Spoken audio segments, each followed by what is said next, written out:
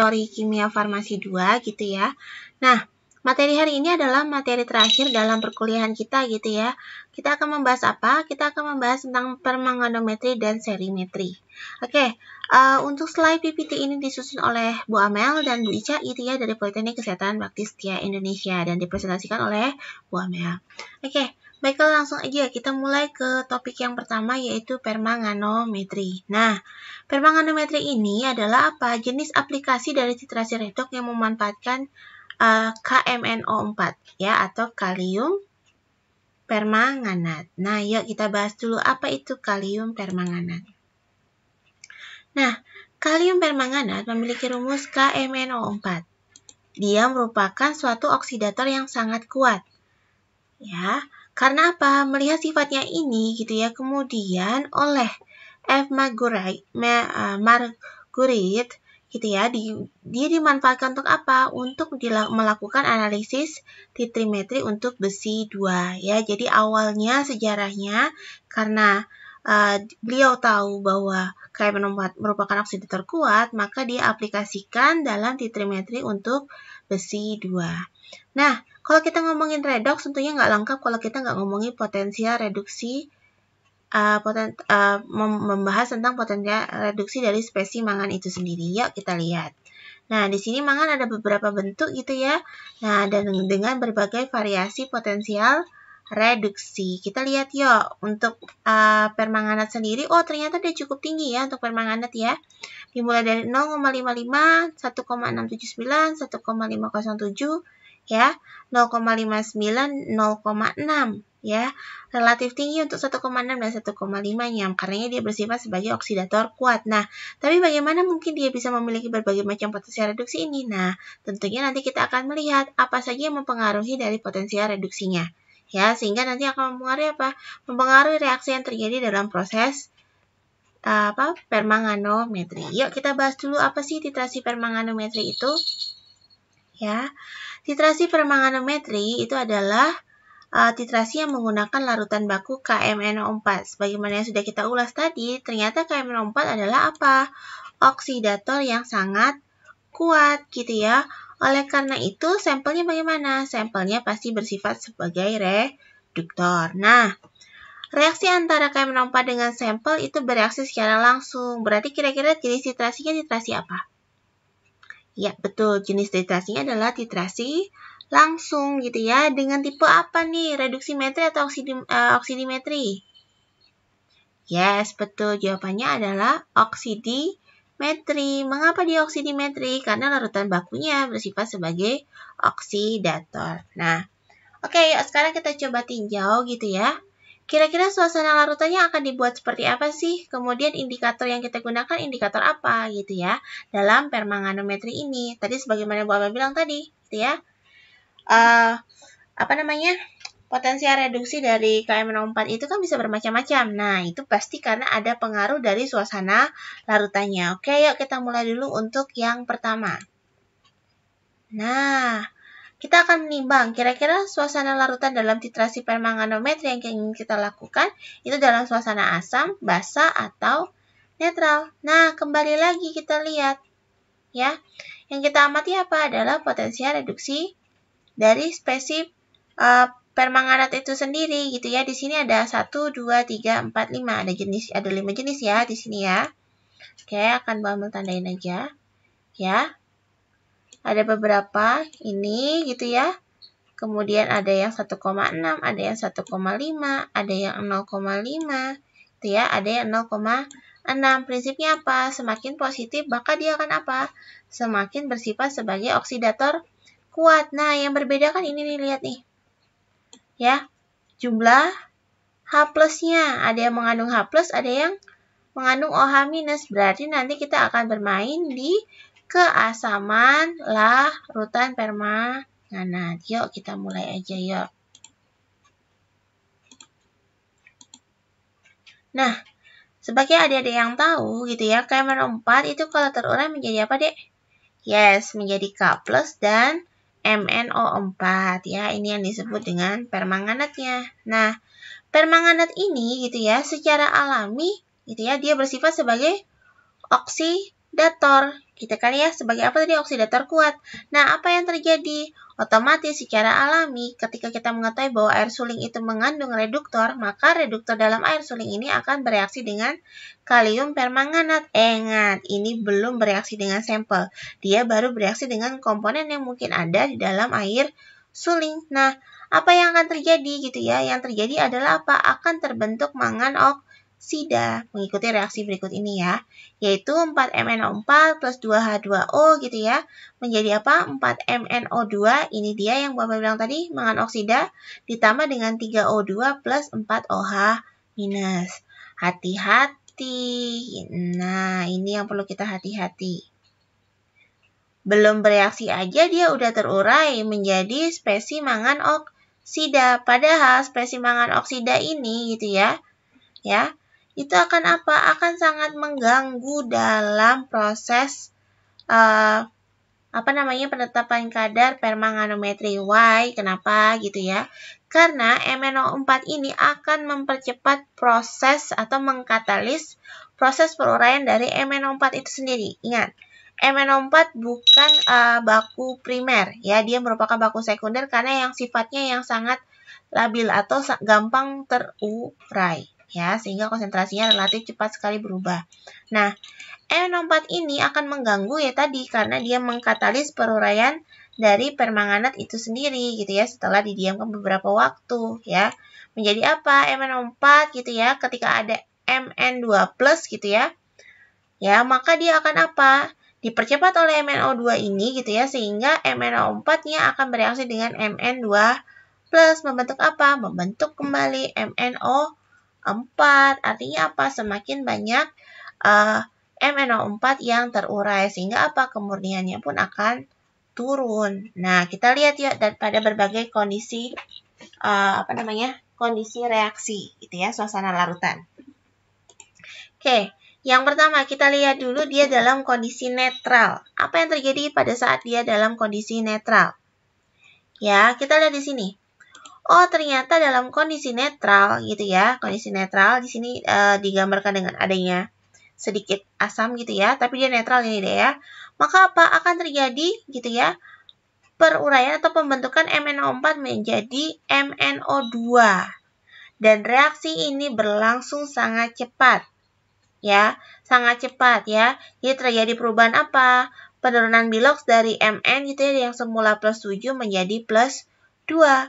Karena dia berlangsung sangat cepat, jadi dia tidak dianjurkan dalam titrasi permanganometri. Hati-hati, tadi kita sudah tahu apa? MnO4 ini adalah spesies yang bertanggung jawab pada apa tadi? Yes, peruraian sendiri dari MnO4, sehingga nanti akan mengganggu proses pengamatan di titik akhir. Walaupun nanti tetap akan ada perubahan warna gitu ya, dari warna apa?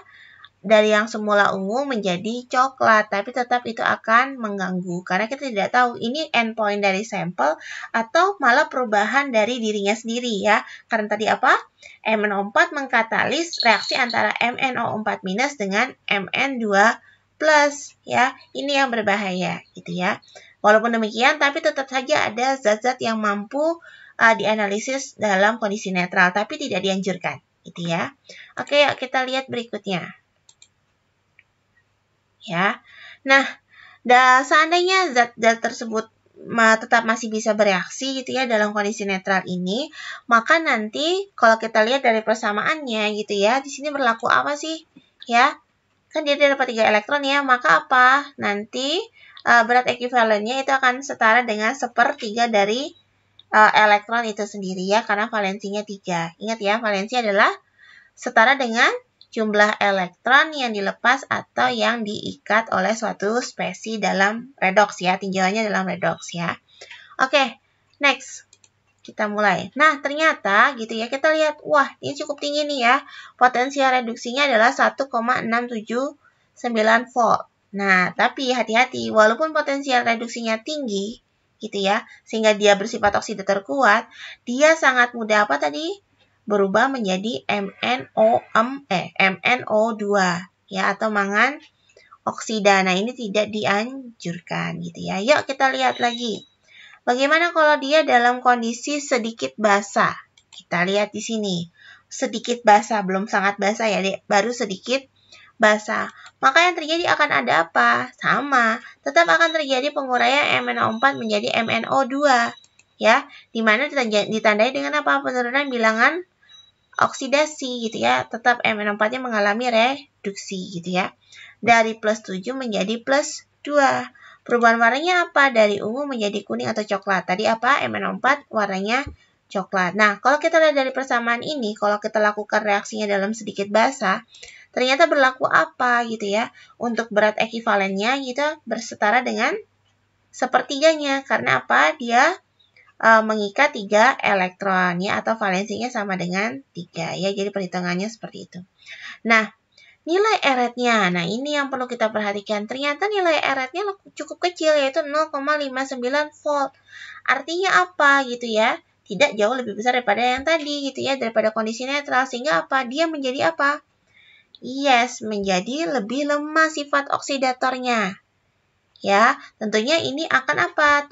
Akan menurunkan kekuatan dari oksidator permanganat itu sendiri gitu ya. Sehingga apa? Kemampuannya untuk bereaksi dengan sampel pun akan jauh lebih lambat atau lebih kecil gitu ya, sehingga reaksinya berlangsung lambat ya. Jadi tetap sedikit basah ini juga tidak dianjurkan. Sekali lagi apa? Karena ada pembentukan apa? Ya, pembentukan MnO2. Hati-hati, tadi apa? MnO2 mempercepat atau dia mengkatalis reaksi antara MnO4 dengan Mn2+, sehingga si permanganat itu sendiri terurai sebelum bereaksi dengan sampel ya. Hati-hati. Di samping itu apa? Ya, kondisi basah menyebabkan apa? N-rate-nya pun akan turun sehingga kemampuan mengoksidasinya pun semakin lemah ya. Oke, kita sudah 2 tadi, netral, kemudian kita bahas dengan sedikit basah. Oke, yuk kita lihat tinjauan berikutnya. Bagaimana kalau kita bikin dia jadi sangat basah? Apa yang terjadi? Ini yang terjadi. Ya, yang terjadi adalah ya, MnO4-nya berubah menjadi MnO4 2-, ya.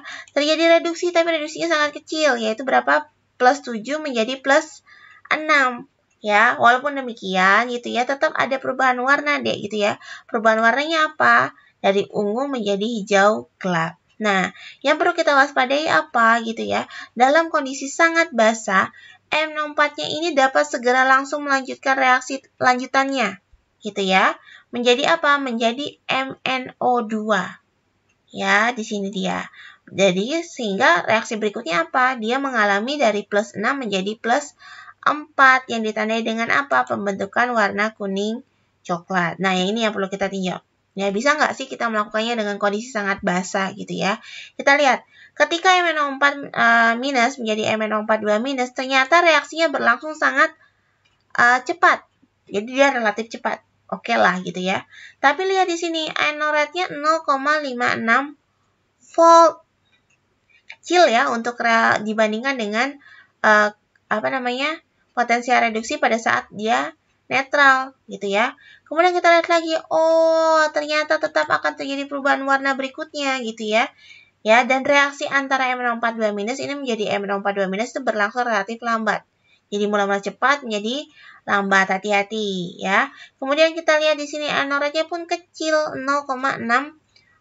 Artinya apa gitu ya? Kemampuan produksinya ketika dalam si MnO4 dalam kondisi sangat basah gitu ya, itu juga akan menurun karena N-rate-nya pun semakin kecil ya, sehingga juga tidak kita anjurkan gitu ya.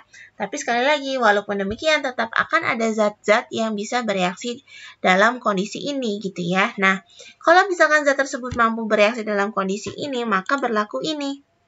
Ya.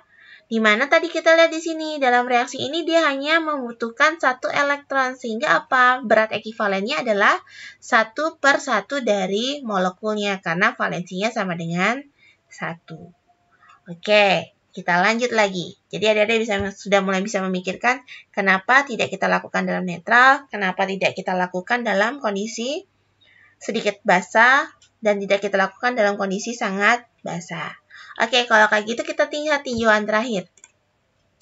Bagaimana kalau kita lakukannya dalam kondisi asam?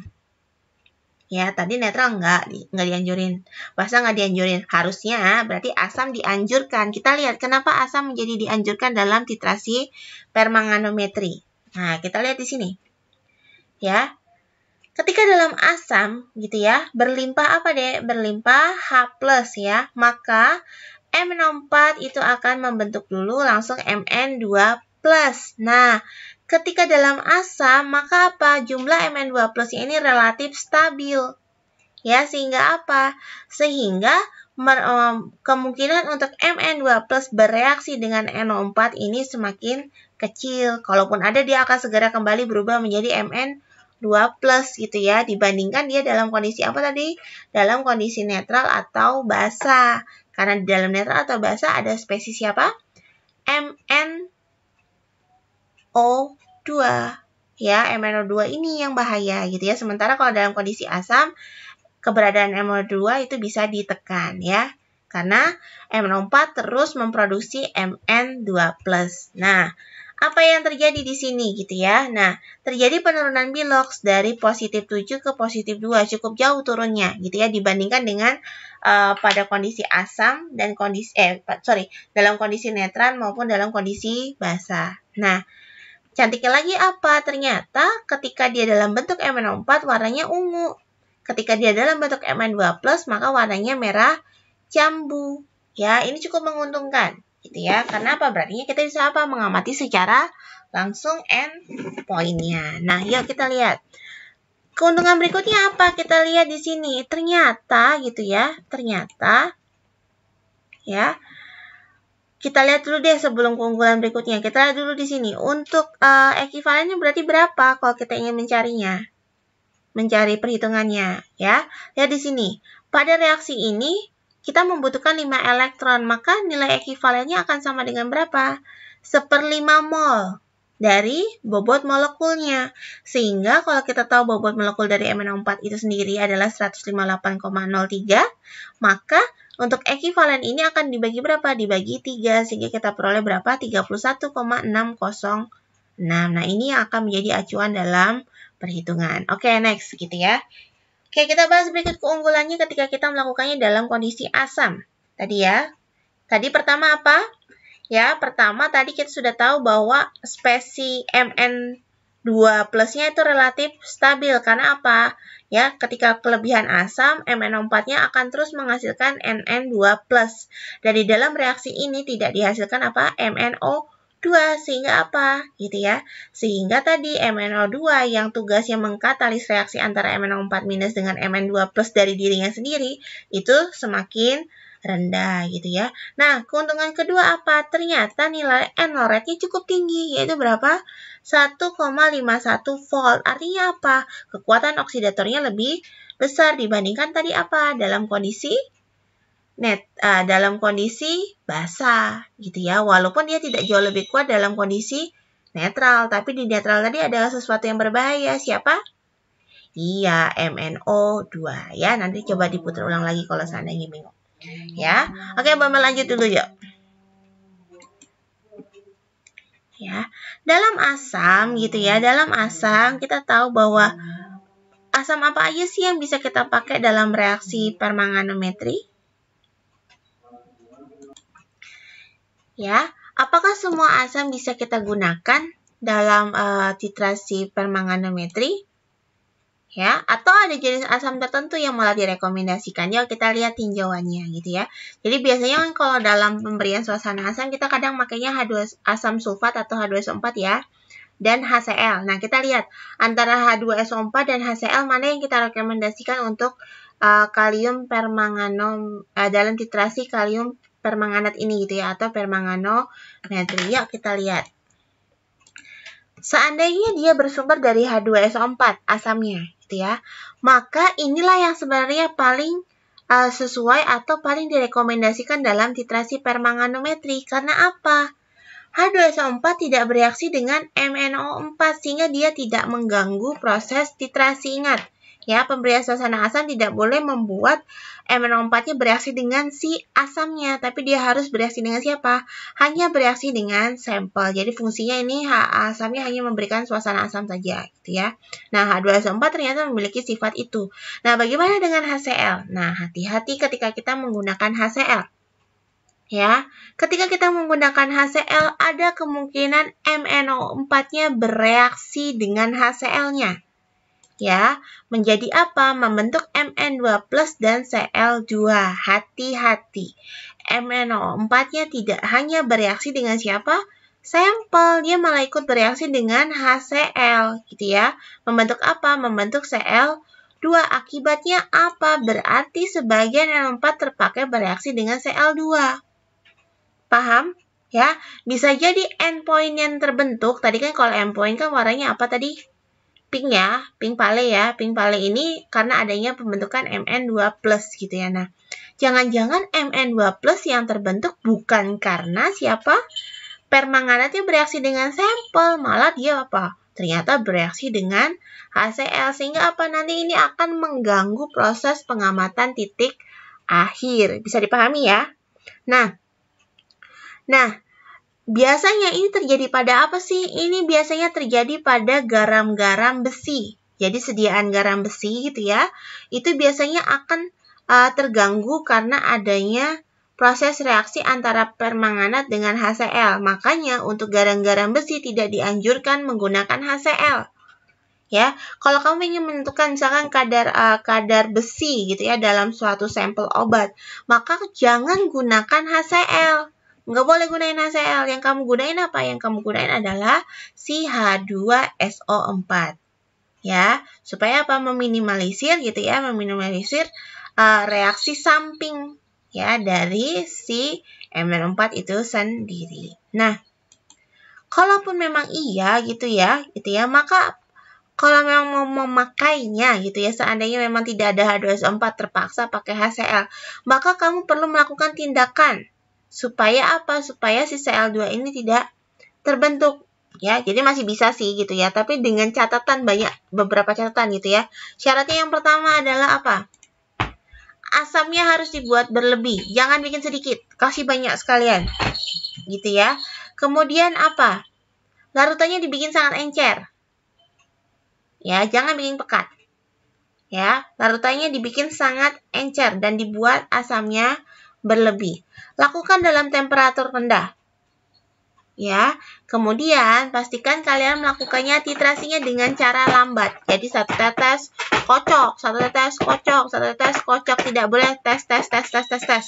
Karena yang ditakutkan apa tadi? Akan terbentuk Mn2+ yang bukan dari hasil reaksi MnO4 dengan sampel. Bisa dipahami ya? Boleh pakai HCl, tapi ya itu pakai 4 pengaturan ini. Ya, mau enak lagi bagaimana? Ya udah, kalau kamu nggak perlu melakukan pengaturan ini, maka yang dilakukan apa? Gunakan saja H2SO4. Ya, itu untuk apa? Untuk garam-garam besi. Nah, ada juga yang bisa tetap pakai HCl tanpa perlu pengaturan ini. Nah, siapa aja? Ada pengecualian gitu ya. Yaitu siapa? Seperti arsen, ya, strontium, dan hidrogen peroksida itu tidak masih bisa langsung menggunakan HCl. Ya, jadi dia bisa menggunakan HCl, bisa menggunakan H2SO4. Bisa dipahami ya. Jadi kalau untuk garam-garam besi dianjurkan pakai H2SO4. Ya, kalau mau pakai HCl tetap harus pakai pengaturan. Ya, kecuali sampelnya apa? Kecuali sampelnya tadi 3 ini gitu ya.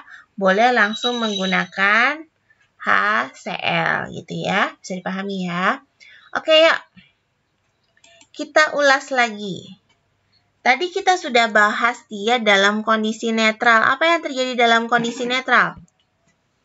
Ya, hati-hati di kondisi netral walaupun tadi apa?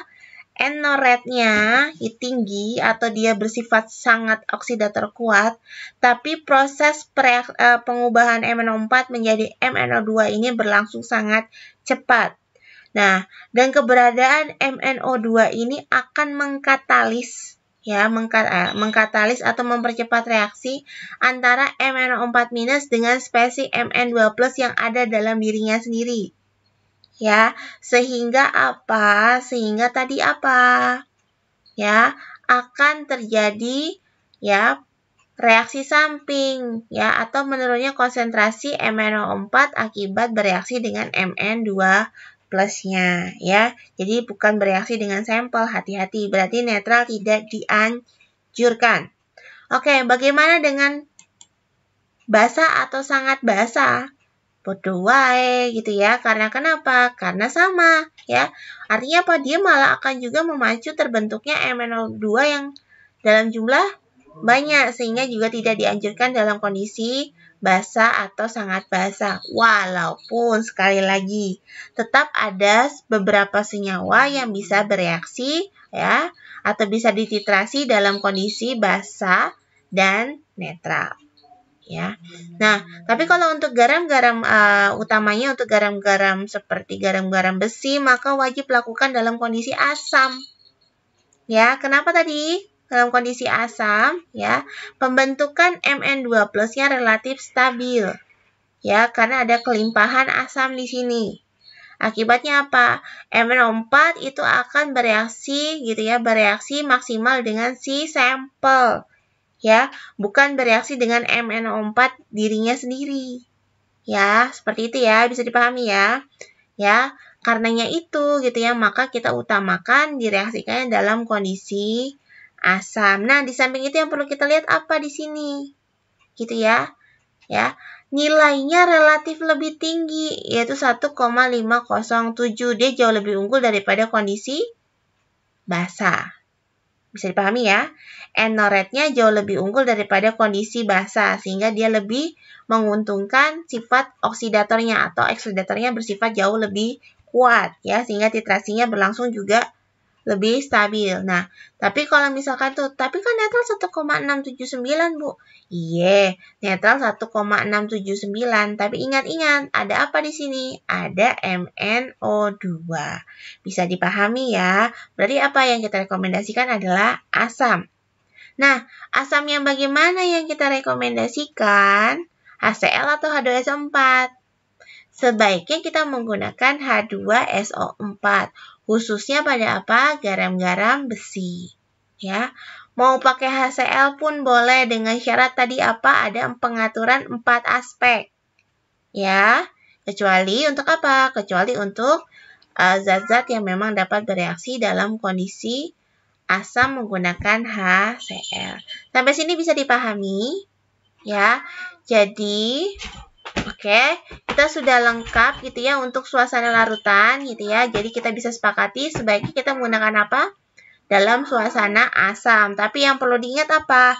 Tetap ada kok zat-zat yang bisa bereaksi atau yang bisa dianalisis menggunakan permanganometri dalam kondisi netral atau sangat basah.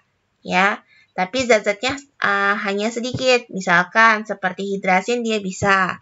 Sulfit dia bisa, sulfida bisa, ya, tiosulfat bisa, ya. Tapi kalau untuk apa tadi? Untuk garam-garam besi sebaiknya dilakukan dalam kondisi asam dengan menggunakan H2SO4. Bisa dipahami ya? Oke ya, next kita masuk ke topik berikutnya. Tadi sudah, suasana larutan sudah. Sekarang kita masuk ke indikator. Nah, kita lihat yuk, permanganometri itu indikatornya pakai indikator apa? Ya, perlu nggak kita menambahkan indikator di dalam larutan sampel? Yuk kita lihat. Nah, karena spesimangan itu dapat memberikan warna sendiri-sendiri gitu ya. Contoh tadi ketika dia dalam MnO4 warnanya ungu. Ya kan? Dalam NN2+ ternyata warnanya merah jambu pucat atau pink pale. Ya, kalau dalam MnO2 dia warnanya apa tadi? Coklat. Ya, kalau dalam MnO4 2- warnanya apa tadi? Hijau. Nah, artinya apa? Dia punya warna-warna sendiri ketika dia berubah menjadi bentuk spesies lainnya. Ya, contoh tadi, boleh ulangi lagi untuk yang di sini. Ketika dia dalam NO4 dia ungu, tapi ketika dia dalam N2+ dia merah jambu pucat. Makanya karena dia berubah saja ya tanpa ada indikator gitu ya. Dia berubah berubah biloxnya gitu ya, maka dia akan berubah warnanya. Makanya tidak perlu ditambahkan indikator tambahan di sini. Karena permanganatnya bisa memberikan perubahan warna sendiri. Makanya kita sebut apa? Dia sebagai autoindikator. Artinya apa? Kita tidak perlu menambahkan menambahkan suatu indikator ke dalam larutan sampel ya. Karena siapa tadi? MnO4-nya sendirilah yang akan bertindak sebagai indikator ya. Ketika dia mencapai endpoint, maka dia akan membentuk warna merah jambu pucat atau pink pale. Yang merupakan apa? Yang merupakan tanda terbentuknya Mn2+, ya. Lebih kurang prosesnya seperti ini. Ya, jadi namanya permanganometri warnanya ungu. Ya, larutannya ungu gitu ya. Kemudian dititrasi dari semula larutannya tidak berwarna gitu ya. Ketika dia masih ada sampel, maka dia akan terus hilang warna ungunya. Nah, hingga ke suatu titik apa gitu ya. Sampelnya habis, maka akan terbentuk warna pink pale atau merah jambu pucat. Bisa dipahami ya, dan ini stabil gitu ya. Nah, seiring waktu hati-hati kembali lagi karena dia bersifat sebagai oksidator kuat dan dia bukan larutan baku primer gitu ya, maka ya warna pinknya ini sebenarnya bisa dihitung waktu. Biasanya dia sekitar 10 detik sampai dengan 20 detik. Ya, pinknya stabil, tapi seiring waktu, karena adanya oksigen, karena sinar matahari gitu ya, Mn2+-nya segera berubah menjadi coklat. Jadi jangan kaget kalau misalkan kalian titrasi nanti ya, sudah nyampe endpoint nih, misalkan sudah nyampe endpoint warnanya merah jambu pucat. Tapi ketika manggil dosen untuk ACC warnanya udah coklat. Ya, artinya apa? Artinya memang ya seiring waktu memang dia sudah berubah sendiri, tapi bukan berarti titrasi kalian salah. Karena apa yang paling penting adalah pada saat kalian menetapkan endpoint pertamanya, warnanya adalah merah jambu pucat. Ya, bisa dipahami ya? Jadi berbeda dengan asidimetri atau alkalimetri, warna pinknya stabil. Ya, mau ditinggal beberapa lama pun dia akan tetap pink. Tapi kalau untuk permanganometri memang pinknya sesaat, tapi dia pink yang stabil. Ya, bisa dipahami. Oke, next. Nah, karena tadi kita udah ngeliat betapa labilnya si permanganometri ini, artinya apa gitu ya? Akan ada faktor kesalahan yang disebabkan oleh peruraian KMnO4 itu sendiri. Ya, masih ingat ya? Tadi karena siapa tadi? Ya, karena si MnO4 itu dia dapat bereaksi dengan siapa? Ya, dengan reduktor yang ada di dalam air sendiri, belum dengan sampel gitu ya. Dan bahayanya apa? Dia bisa membentuk MnO2. Ketika MnO2 ini ada, maka apa? MnO2 ini akan mengkatalis siapa? MnO4 untuk bereaksi dengan Mn2+ hasil reaksinya sendiri gitu ya. Nah, ini yang tidak dibolehkan ya. Jadi apa saja ini penyebabnya tadi ya? Sekilas ya, tadi sudah disampaikan. Sekarang kita rinci. Yang pertama, rusak karena adanya reduktor alami dalam air. Tadi sudah dibahas. Ya. Kedua, titrasinya dilakukan dalam waktu yang lama. Nah, kalau misalkan titrasinya dilakukan dalam waktu yang lama, apa yang terjadi? Ya pasti akan rusak. Ya, karena tadi apa? Sifatnya tidak stabil. Walaupun tadi awalnya kita sudah mendapatkan Mn2+ dengan warna pink ya, tapi kalau kamu lakukannya lama-kelamaan apa yang terjadi?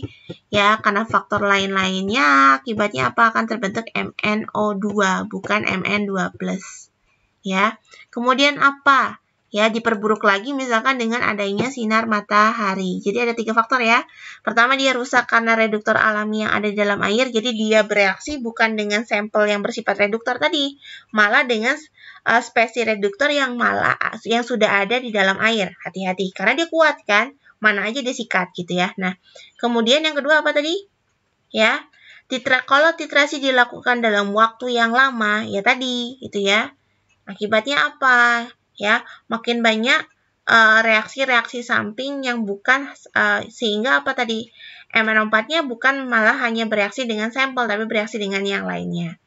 Kemudian, terkena sinar matahari, ingat ya, kalau suatu spesies yang reduksi oksidasi gitu ya, seperti redoks, itu sangat sensitif dengan sinar matahari karena sinar matahari mempercepat reaksi redoks ya, bahaya. Takutnya tadi yang dicepat malah reaksi sampingnya gitu ya.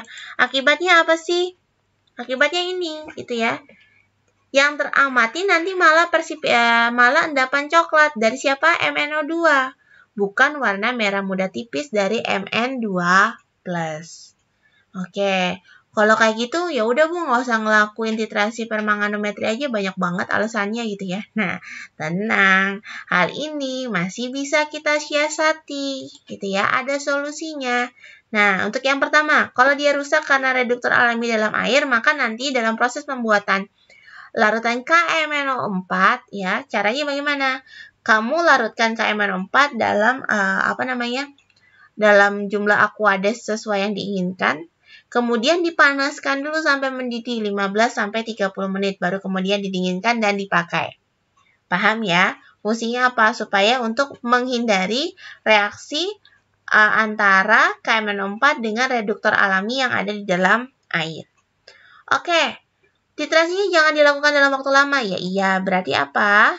Tekniknya, silakan di awal dilakukan dengan cepat. Jadi biasanya kita cerot ya, airnya dalam jumlah banyak gitu ya. Ketika diteteskan banyak, kemudian kita kocok kuat, maka dia warnanya akan bening dulu. Ya, terus bening gitu ya, sampai nanti kalau kita lihat menjelang titik air titrasi gitu ya, akan sudah mulai muncul satu tetes pink. Maka kalau sudah mulai muncul semburan satu tetes pink gitu ya, maka mulai lakukan tetes demi tetes sampai kamu dapat warna pink palenya. Jadi bukan pink cetar, bukan warna ungu gitu ya, tapi apa? Pink pale. Kemudian berikutnya, kalau misalkan dia terkena sinar matahari, ya, maka solusinya apa? Ya, pakai kaca gelap. Kita sudah bahas itu ya di iodometri dan iodimetri gitu ya. Maka gunakan apa? Gunakanlah alat yang berbahan amber glass. Jadi bisa gunakan bulat gelap gitu ya. Atau misalkan pada sampelnya kita bisa elemennya kita tutup dengan aluminium foil gitu ya, atau kain gelap sehingga cukup sisakan sedikit untuk proses pengamatan. Bisa dipahami ya. Jadi ini adalah titrasi redoks dari jenis permanganometri, yaitu menggunakan apa? Menggunakan KMNO4. Nah, tadi kita juga udah bahas ya adik-adik di pertemuan sebelumnya. Iodometri punya kekurangan. Iodimetri punya kekurangan. Bromato punya kekurangan. Ya kan? Bromo punya kekurangan, KMNO4 pun punya kekurangan. Nah, ada satu titrasi yang relatif lebih stabil ya dibandingkan dengan jenis titrasi redoks lainnya. Nah, apa nama titrasinya?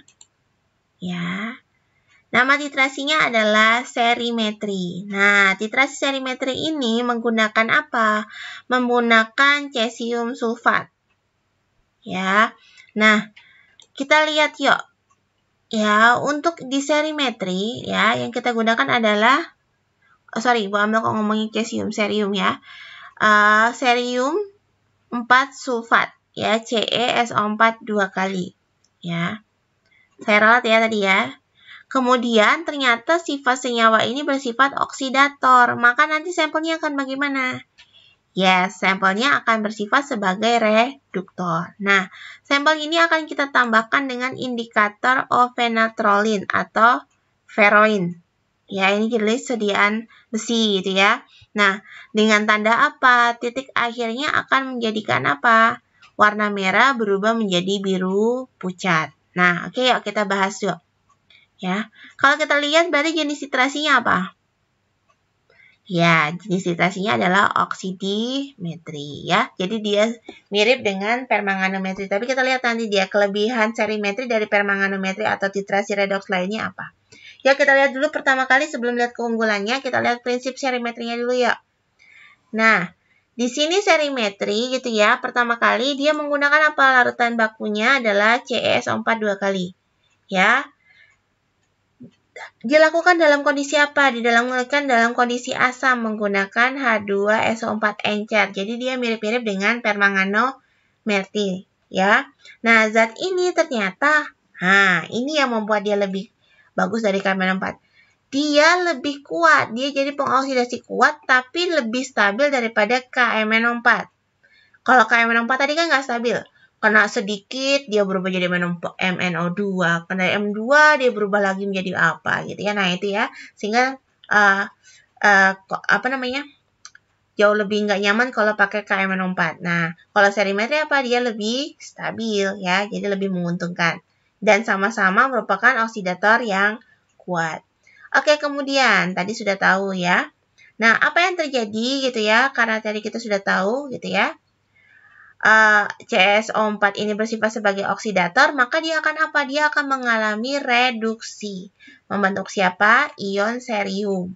Ya, di sini jadi Ce4+ gitu ya, plus elektron menjadi ion cerium. Nah, penentukan titik akhirnya tadi sudah dibahas ya. Jadi penentukan titik akhirnya ditandai dengan apa gitu ya. Perubahan warna merah menjadi biru pucat. Jadi ketika cerium ini dalam kondisi spesi 4+, maka dia memiliki warna merah gitu ya. Ketika dia posisinya Ce3+, maka dia akan berwarna biru pucat ya. Nah, ini ditandai dengan apa? Ditandai dengan ikatannya bersama si indikator tadi gitu ya. Nah, yuk kita bahas kelebihannya. Ini yang kenapa dari tadi kita bahas ya, apa sih kelebihan serimetri gitu ya dibandingkan yang lain. Nah, ini dia. Kelebihan serimetri dibandingkan dengan permanganometri. Ya. Atau dikromat gitu ya. Nah, di sini yang pertama adalah larutan cerium itu sendiri itu sangat stabil dalam penyimpanan lama dan tidak perlu dilindungi dari cahaya. Bandingkan dengan KMNO4 ya dan K2CR4 K2CR2O7 kalium dikromat ya. Apa yang terjadi di sini? Ya, ini harus diatur pakai amber glass, kemudian tidak boleh terkena sinar matahari, tidak boleh dipakai terlalu lama terkena udara gitu ya, karena dia gampang sekali mengalami perubahan bentuk sehingga konsentrasinya akan segera turun. Berbeda dengan cerium, cerium bisa disimpan lama ya dan tidak perlu terlindung dari cahaya. Kemudian kita lihat yang kedua. Reaksi ion cerium dengan pereduksi dalam larutan asam akan memberikan perubahan valensi yang sederhana, tidak sekompleks pada MnO4. Coba kita lihat, ingat-ingat tadi. MnO4 ada beberapa tipe, ketika dia dalam netral seperti apa, ketika dia dalam suasana sedikit basah seperti apa, dalam kondisi sangat basah seperti apa, dalam asam dia seperti apa, kan berbeda-beda gitu ya, dan kompleks ya. Sedangkan kalau pada cerium cukup sederhana ya, jadi apa? Dari Ce4+ ya, menjadi Ce3+. Bisa dipahami ya. Nah, kemudian larutan cerium sulfat ya merupakan oksidator yang baik. Karenanya semua zat dapat ditetapkan kadarnya dengan karena dia sama-sama oksidator kuat ya, maka apa? Zat yang bisa ditetapkan dengan permanganometri juga dapat ditetapkan dengan si cerium 4 sulfat. Ya, bahkan dia juga dapat digunakan untuk menentukan kadar dari zat-zat selama dia merupakan reduktor. Bisa dipahami ya? Jadi itulah kelebihan si cerium dengan KMNO4. Ya, tapi bukan berarti KMNO4 jelek gitu ya. KMNO4 tetap bisa kita gunakan dengan catatan apa tadi? Kita tahu bagaimana cara mengatur kondisinya. Ya, kapan kita harus memilih netral, kapan kita harus memilih basah, gitu ya. Kapan kita harus memilih suasana asam, ya, jenis asamnya pun kita amati, apakah kita pakai H2SO4 atau kita pakai HCl, lagi-lagi apa? Tergantung situasi dan kondisi, ya. Oke, penjelasan untuk hari ini sampai di sini dulu gitu ya. Jadi kita sudah bahas tentang permanganometri dan serimetri. Oke, sampai jumpa di perkuliahan selanjutnya gitu ya dan topik-topik pembahasan lanjutnya buat kalian. Tetap semangat, tetap sehat, dan tetap ikuti protokol kesehatan. Sekian dari saya. Wassalamualaikum warahmatullahi wabarakatuh. Tetap sehat dan tetap semangat.